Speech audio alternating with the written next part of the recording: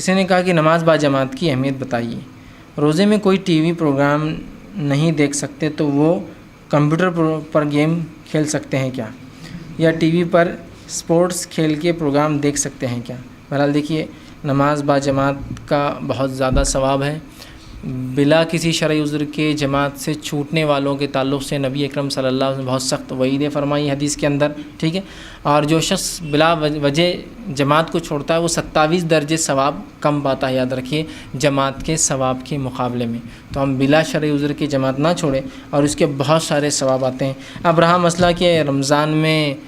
T V کے بدلے computer games کھیلنا، تو یہ تو ایسا ہی ہوا کہ بس رمضان میں روزہ رکھ لیا، ایک مشقت اور محنت ہم پہ ڈال دی گئی بوجھ، اب اس بوجھ میں ہم کچھ نہ کچھ ٹائم پاس تو کریں گے۔ بہت سے لوگ رمضان آتا ہے تو انٹرنیٹ کنیکشنز تھوڑے ہائی سپیڈ لے لیتے ہیں،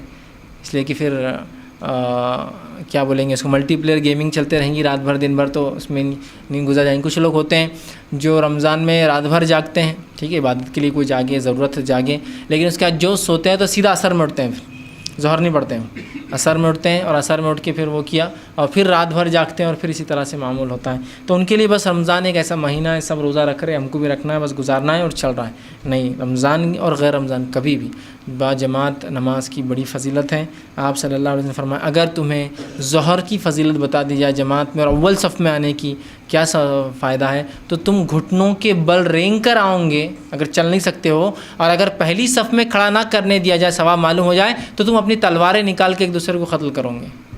اگر کسی کو بتا دیا ظہر کی نماز کا کیا ثواب ہے، پہلی جماعت رکعت میں پڑھنا، مطلب پہلی صف میں پڑھنا اور جماعت کے ساتھ پڑھنا، تو بیمار آدمی بھی ہو تو گھٹنے کے بل چل کے آئیں گا، اور ثواب معلوم ہو جائے تو مسجد میں تلواریں نکل جائیں گی کہ ممی کو پڑھنا ہے وہاں پہلی صف کے اندر، اتنا اجر ہے نا۔ اب کتنا ہو سکتا ہے اگر بتا دیا جائے تو ہم لڑ پڑے، مار دے تو کتنی، مطلب ثواب کتنا ہو سکتا ہے، ان لمیٹڈ ہو سکتا۔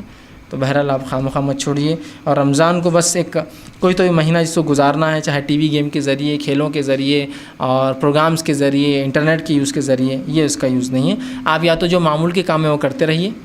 اس سے کچھ زیادہ عبادت کر سکتے وہ کیجیے، لیکن اللہ کے لیے مت کیجیے کہ آپ اس طرح سے رمضان کو برباد کریں۔ ایٹ لیسٹ وہ آدمی جو اپنے حلال روزی کمانے میں اور اس میں لگائے، وہ تو بھی ایک اچھی کام میں شمار ہوگا بنسبت اس کے کہ رمضان میں روزے رکھ کے گیم کھیلے۔ تقوی حاصل کرنے کے مہینے میں تو آپ جو